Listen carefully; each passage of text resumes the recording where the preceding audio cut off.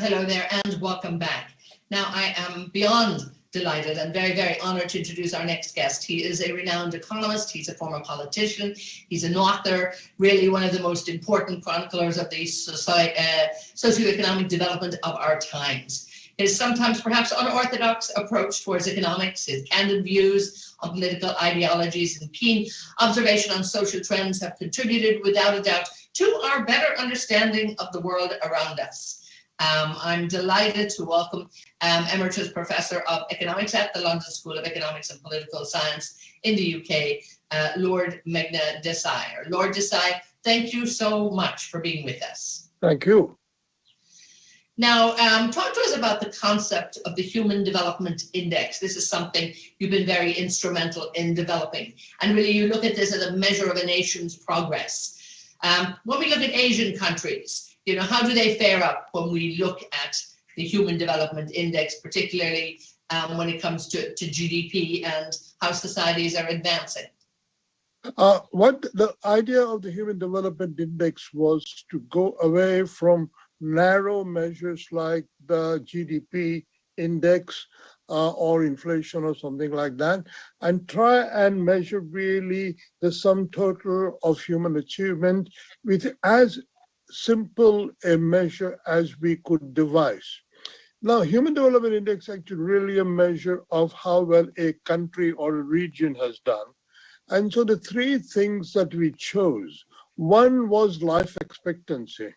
And a life expectancy is basically not really so much how long you will live, although people think it is that, but it really is a measure of things like infant mortality rate. At what age do people die in this culture? The more people die in childhood, the lower is the life expectancy. So long life expectancy says people do live through childhood, do have time to grow up, and then if the life expectancy is, say, in the 70s or 80s, the country is doing all right. And another measure is that the woman's life expectancy in a country should be higher than a man's life expectancy. That's almost a definition of development, that in all developed countries, women live longer than men do. So that is one thing. Another thing is basically education. How well are you going to be equipped for the future, especially the children?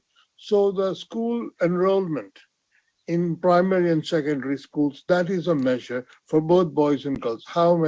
What percentage goes to school? And thirdly, there is the GDP per capita.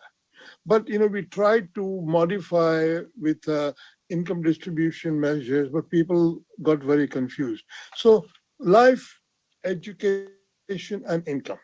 Those three are combined with equal weights. And then we say, now, how far each country has risen, which is the highest country, and then relative to that, how are the other countries ranked. So it's like a league table. But the league table says, how are you doing compared to other countries, especially your neighbor? And it shows up that you may be very developed, high per capita income, but if it's unequally distributed, and if women are being treated badly, if there is illiteracy, then you're not actually doing very well. So in Asia, for example, countries like Sri Lanka do very well. I always have done very well. And Bangladesh is right now doing very well, but India is not doing very well. China, of course, has always been a great high human development country. So we have this contrast because health and education and income, let's say it this way. If you do good in health and education, then you're really up. Well, I like that too. Yes, the health, education, income. I had written down expectancy, education, and economics. I suppose it's a little bit of both. But when we look around the world, and as you say, not all countries are created equal. And, many of them have the tools. Some of them do, I suppose, some of them don't. Some of them use them differently. But how can governments be made possibly more accountable, to make sure that, it's a bit more equal and perhaps that it's a bit fairer out there and more sustainable when it comes to socioeconomic development? Let me give an example. For America, which is a very rich country, When we first did it, America turned out to be 17th. And so we got a phone call from White House saying, what is this? How can this be so low? So we pointed out that, for example, in America, the life expectancy among Black men in America is as low as it is in Bangladesh. So there's a contrast between white male and black male, a white female and black female. And if you get a lot of discrimination, so then the lesson is do something about these differences. Do something about the distribution of healthcare. Do something about the literacy levels of different countries. And it's very easy to get fixated on income. But, a country could be rich in that terms, but the income may not be very well distributed. So we have to take care of all those things. And indeed, when you look at the US, yes, you have in many ways extremes of wealth and poverty, which sometimes perhaps the world just doesn't see. Having lived there, you can definitely see that. Let's just stay with maybe America at the moment and talk about, the situation there in terms of the change in government and the shift that it might create in terms of trade and global trade, and maybe America, being a nicer neighbor to everybody. How do you think? What are the expectations you think for the rest of the year and beyond, now that the Biden administration is in place when it comes to perhaps trade with US, China, and again relations with other neighbors? But one thing, there are two aspects to that question, which is a very interesting question. First of all, the Biden administration is the first I can remember which a positive look towards correcting the racial imbalances in education and job opportunity in America. First. And secondly, it is also the first which is very conscious about the challenge of climate change. Now, you see, if America can really invest in upskilling education of the Black minority, and if it can really invest in shifting to climate change, then America's exports will really boom because people will be demanding energy efficient goods around the world. That is the coming challenge. And if you have skilled people, then you can raise your income. So America can import more because right now, yes, it imports quite a lot, but it doesn't export enough. So it can match its imports and exports, and it can become a big market for its people and for the world. So I think America's prosperity and America's reducing the differences, interracial income differences, would be a very good thing for the world. Now, obviously, the last year has been tough, and any figures coming from the major institutions around the world saying there's a danger that the poor have got poorer over the last year, and that divide is actually increasing. What would be the biggest challenges, that you can maybe see that governments have to deal with when it comes to, alleviating that the big difference, the big gap, the poverty alleviation program? What can governments do? Because we're in 2021. There is a time when poverty should, one day be a thing of the past. Is it two things I will say? What we have noticed that although poverty has been going down over the last 20 years because of economic development, especially in Asia, when a crisis happens, the same pattern occurs. The poor suffer the most, and among the poor, the women suffer the most, and ethnic minorities suffer, and so on. And if the banks and corporations are suffering, they get all the help, and the poor are always the last in the queue. COVID has been a very interesting development because anybody can infect anybody else. So for the first time, we are really all in it together. And so public health has to be a priority in public health of everybody, because unless you look after the poor can infect the rich. Anytime you only have to breathe in public, and you can pass it on. So for the first time, I think the world is becoming aware that public health, everybody's health, is an absolutely fundamental thing people have to look after. And that is really a very good anti-poverty measure. Improve people's health and they'll be able to work more. they'll be able to get more skills. And so I think one thing COVID has done. Now, hopefully, the world will learn the lesson that ultimately it's like the lesson for the Human Development Index. Don't measure people just by their income, measure people by their health. Measure people by their health, their education, their skills, treat them as alike as you can, because all our interests are joined together in being healthy together and being well educated together, because ignorance kills, poverty kills. And poverty not just kills the poor, the poverty may kill the others as well, because it can infect you via pandemic. So I think this is a lesson which I hope people learn, that we genuinely are in a society and we're all interdependent of each other. And so true what you said there, almost it's proof for that old saying, your health is your wealth.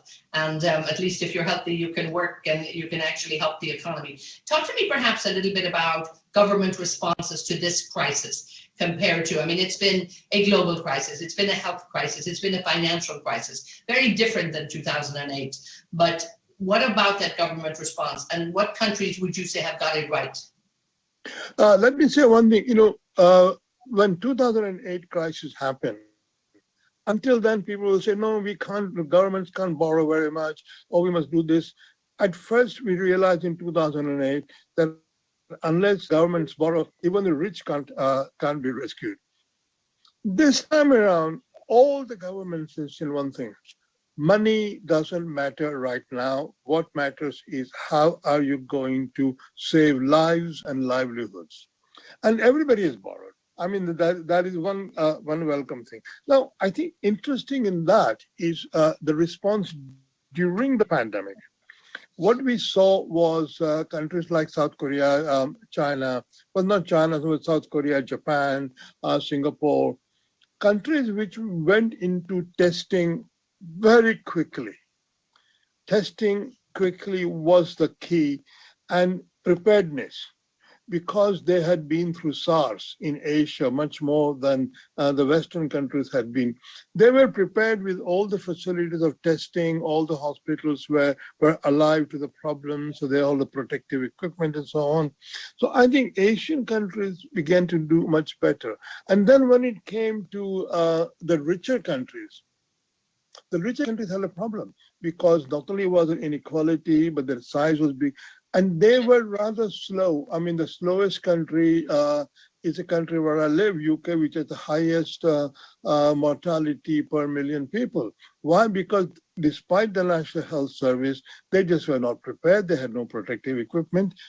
It took a bit of time. Where I think UK has done very well is in getting the vaccine. That they have successfully done. And now the test is, can you get the vaccines organized quickly? Again, it is a social effort. It's going to be a collective effort. You can't just leave it to the specialists. You have to have volunteers, people helping each other out, and basically blanket vaccination from every country, every city, every village, every street, every age group you've got to capture. And I think it's, unless the society is really kind of cohesive, people caring for each other, you can't achieve this. So, for example, when in America, President Trump said, "Oh, I don't care about it," his skepticism did not matter either way. The infection spread and people died. It's not a matter of my belief on whether science is right or not. Infection is there and infection kills. So I think we have to also remember that respect science, be cohesive, be helpful to each other, and for the next crisis, be prepared. Be prepared with a good public health system, well equipped, with volunteers, with skilled people, and then go as soon as the crisis hits. Don't wait. Don't wait for confirmation. Don't listen to superstitions. Now, talk to me a little about, we have some questions coming in, and I do want to talk a little bit more also about you, and in terms of, your focus and your appreciation of politics and economics in the world as well. I want to do that. But I have a question here from Martin in the UK. In the past, you mentioned how there's a hollow understanding of left liberalism in India. Why does such a gap exist? And would it be right to say that the left didn't live up to its expectations when it came to power? What do you say to that? Liberalism? Left liberalism. That's just what Martin in the UK is calling it.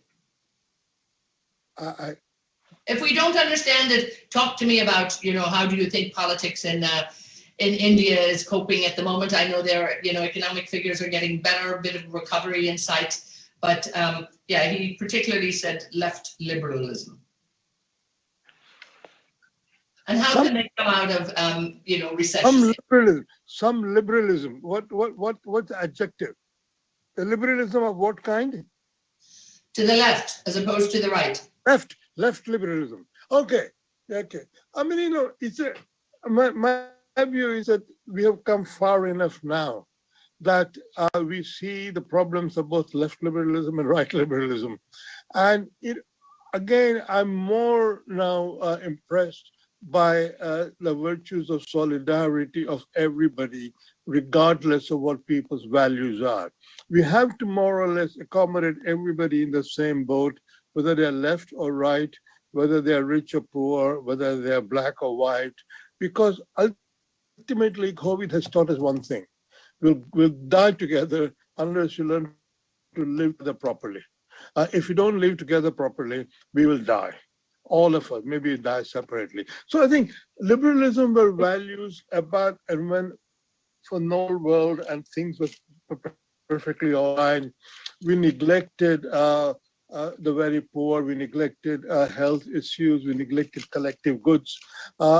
I think we may have to all sit down together and say, listen, we've had those battles about market versus the state, a left versus a right. Now can we actually construct a theory or logic or a philosophy in which togetherness is what matters, solidarity and sort of a concern for each other, and just put health at the top and health and environment at the top, because all our interests are jointly, without any doubt, jointly involved in it and equally involved, whether you're rich or you're poor. Our health interdependence is common. Our climatic interdependence is common. No rich person can escape climate change. And so I think we have to really build that sort of philosophy and start all over again. Now, another question from Jaya from India. What would the next steps be for the governments and the private sector to come out of recession and to replenish international trade in the new economic order, particularly in Asia? Well, I think India has a lot to learn from Asia, I would say, first of all, because one of the brightest spots of last 30 years was how well East Asia has done compared to West Asia and South Asia, because in a sense, there is a spirit of cooperation between the state and the business sector, between the government and the business sector in, say, South Korea or in Japan or in Singapore, which is lacking in South Asia. In South Asia, countries and sort of political parties say, oh, we are socialists, we don't trust corporations, or we don't trust business. And somehow they think that is something great and something to be rewarded. All they have done is to make a complete mess of their economy because they've not been able to get cooperation between private sector and public sector. It's the same sort of story.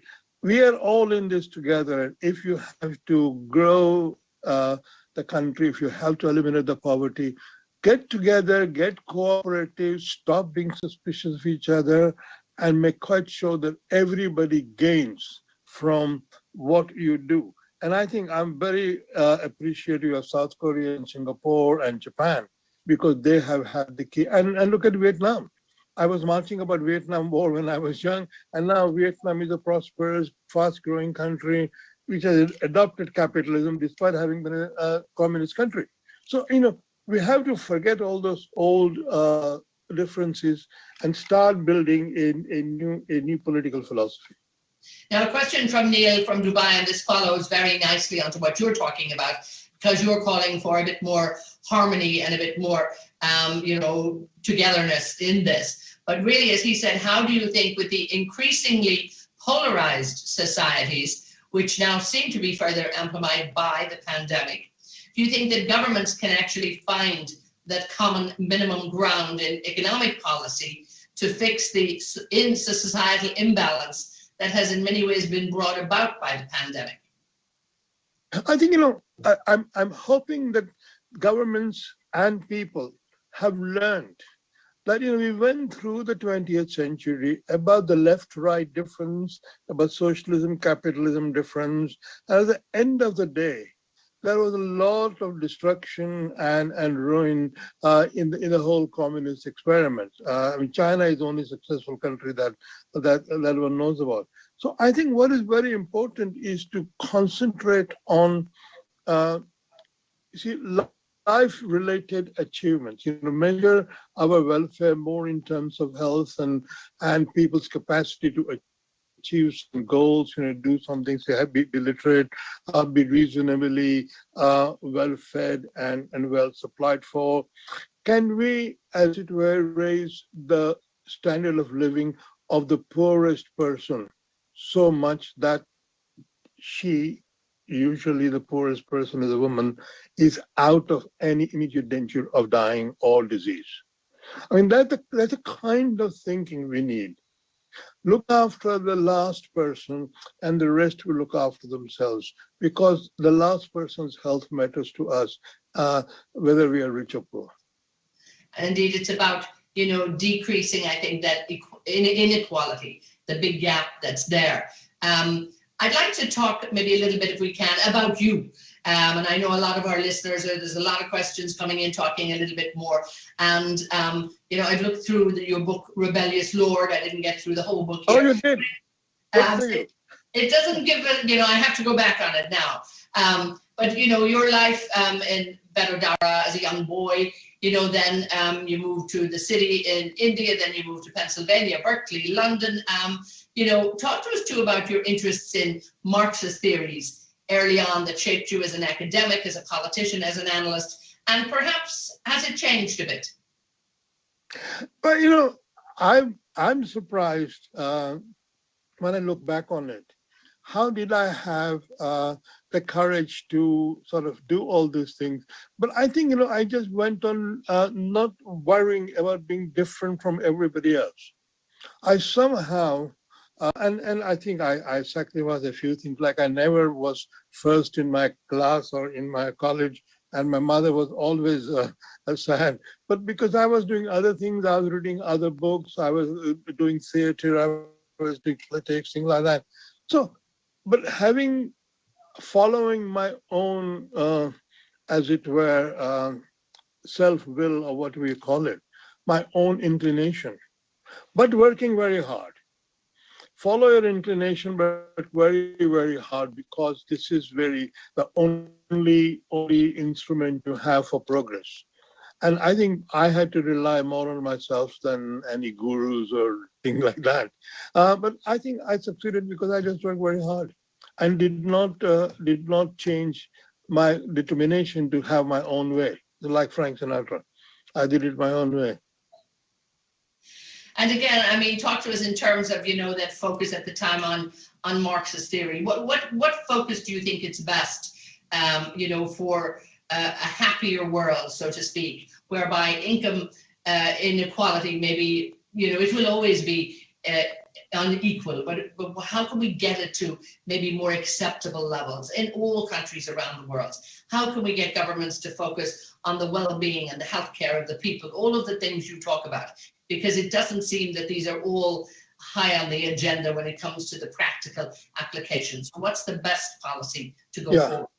I was just saying, during my youth, we had a lot of hopes in Marxism or communism or socialism, whatever we call it, and we thought capitalism would not last very long, all those things.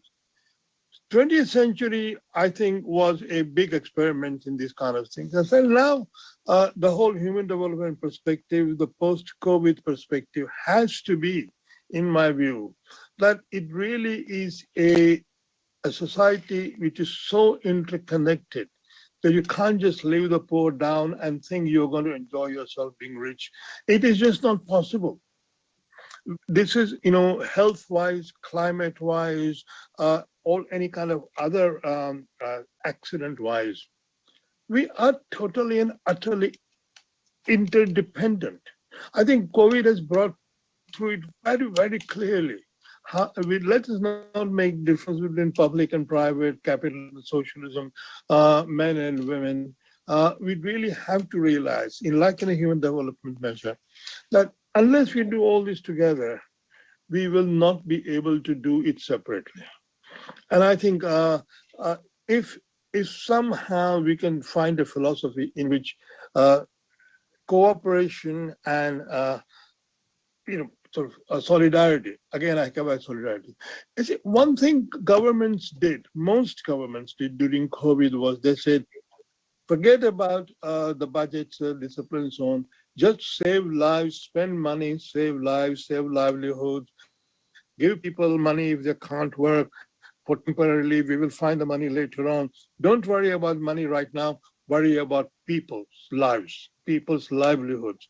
I think that is an amazing change in the way governments think about what their duty is. And I think I welcome it, but it took a pandemic for governments to realize that their duty really is not to save money or not to be able to borrow at low rate of interest. Their first duty is to save lives and livelihoods so that there can be a tomorrow.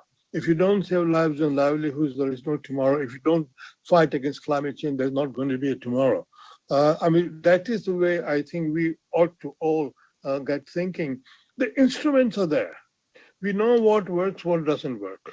And we really have to change the objective we are pursuing. And the objective has to be a collective objective of everybody's welfare. And a final question, I'm going to give it to Li Yang from Vietnam, who says this: what are your thoughts on the impact of technology and even remote working on a macro level? How has technology, and I think it's a great way to close this, given your career and given your observations, how has it actually changed? And has it brought about maybe a sense of democratization for people around the world? Well, let me just say, the fact that I'm talking to you at this distance, before COVID, we never thought about this. Before COVID, I would have traveled all the way and stayed in some hotel and for half an hour, I've invested 48 hours. Now, what's happened is that the cyber technology, call it a cyber or digital technology, has been the greatest revolution in my lifetime. And we kind of sometimes don't like it. We don't like social media. We don't like some sort of thing about computer companies. But imagine that the 4 largest corporations in the world today don't manufacture anything. They're not in manufacturing.